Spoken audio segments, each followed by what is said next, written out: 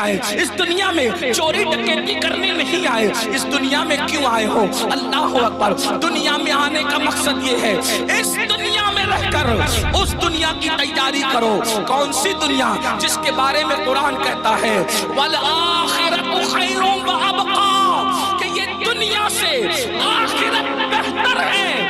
اس بہتر دنیا کی تیاری کرو جس کو آخرت کہتے ہیں. اس بہتر کی تیاری کرو جو کبھی ختم ہونے والی نہیں ہے. اللہ پاک نے دو ذمہ داریاں ہر مومن کو عطا کی ہے, دو ذمہ داری ہر مومن کو عطا کی ہے. اب اپنی دو ذمہ داری کو سنیں اور بات مکمل کی جائے. قرآن دو ذمہ داری کا بیان کرتا ہے. اللہ پاک ارشاد فرماتا ہے یا ایھا الذین آمنوا قوا انفسکم واہلیکم نارا, اے ایمان والو اپنے آپ کو اور اپنی اولاد کو جہنم کی اس آگ سے بچاؤ جس کا ایندھن انسان اور پتھر ہے. اللہ اکبر, اللہ اللہ. قرآن کیا کہہ رہا ہے؟ اب میرے بھائیوں کی اور بہنوں کی توجہ چاہتا ہوں. قرآن کہتا ہے اے ایمان والو اپنے آپ کو اور اپنی اولاد کو جہنم کی آگ سے بچا لو. یہ جہنم کی آگ کیا ہے؟ تو قرآن کہتا ہے وقودها الناس والحجارہ, جس کا ایندھن انسان اور پتھر ہے. یعنی وہ لکڑیوں سے نہیں سلگائی گئی, یعنی وہ کوئلوں سے نہیں سلگائی گئی, بلکہ اللہ اللہ جہنم کی آگ پتھر سے اور انسانوں سے سلگائی جائے گی. اللہ کے حبیب غیبدہ نبی صلی اللہ علیہ وآلہ وسلم کا فرمان سنو. جہنم کیا ہے؟ جہنم کی آگ کیا ہے؟ جہنم کے دہکتے ہوئے شعلے کیا ہے؟ اللہ اکبر. ایک دن میں تین مرتبہ پیٹ بھر کے کھانے والوں اور اللہ کی نافرمانی کرنے والوں, اپنی راتوں کو بے فکری کے ساتھ گزارنے والوں, اللہ کی نافرمانی کرنے والوں, نرم نرم گدوں پہ لیٹ کر کے قبر کی رات کو بھول جانے والوں, قبر کی رات کو فراموش کر دینے والوں, کبھی سود کا دھندا کر کے, کبھی پیاز کا دھندا کر کے, کبھی اپنے پیٹ کے اندر یتیموں کا مال جہنم کی آگ کی شکل میں بھرنے والوں, ذرا توجہ کرو.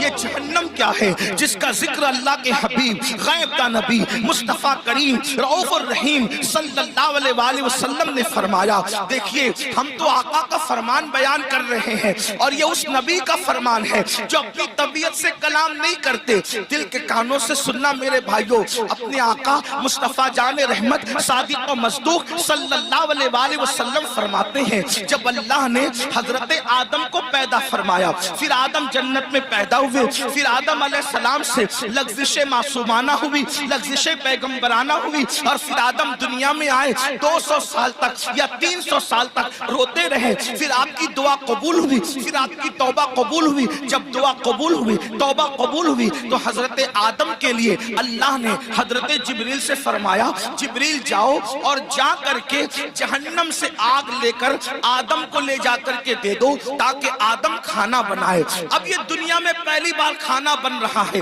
اللہ اکبر. کون بنا رہا ہے کھانا؟ حضرت آدم. دنیا کی پہلی ڈش بن رہی ہے, دنیا کا پہلا کھانا بن رہا ہے, اور کون بنا رہا ہے؟ آدم علیہ السلام. اس کے لیے آگ, ابھی تک دنیا میں آگ نہیں تھی, دنیا میں آگ کا عطا پتہ نہیں تھا, بلکہ اب آگ کی ضرورت پڑی حضرت انسان کو. یہاں پر جو ہسٹری کے طالب علم ہیں اور تاریخ کے طالب علم ہیں ان کی توجہ چاہتا ہوں. اللہ اللہ. لوگ یہ کہتے ہیں انسان پہلے بندر تھا اور بندر سے ترقی کرتے کرتے وہ انسان بنا. یہ کون لوگ کہتے ہیں؟ وہ لوگ کہتے ہیں جو انسانیت کے ٹھیکیدار بنے ہوئے. کیا کہتے ہیں؟ انسان پہلے بندر تھا اور وہ ترقی کرتے کرتے انسان بنا. انسان پہلے ننگا گھومتا تھا, پھر ننگے سے پتے باندھنے لگا, پھر یہ کرنے لگا, پھر وہ کرنے لگا. پہلے جھک کے چلتا تھا بندر کی طرح, پھر یہ ہو گیا, پھر وہ ہو گیا. انسانیت کے لیے اس سے بڑی گالی کچھ نہیں ہو سکتی. اوروں کے نزدیک نظریہ یہ ہے کہ انسان پہلے بندر تھا, ترقی کرتے کرتے انسان بنا, لیکن ہمارے نزدیک تصور انسان یہ ہے کہ سب سے پہلے اللہ نے انسان کو پیدا کیا, وہ اتنا خوبصورت تھا کہ اس کے حسن کو دیکھ کر فرشتوں نے اس کے آگے سجدہ کیا. نعرہ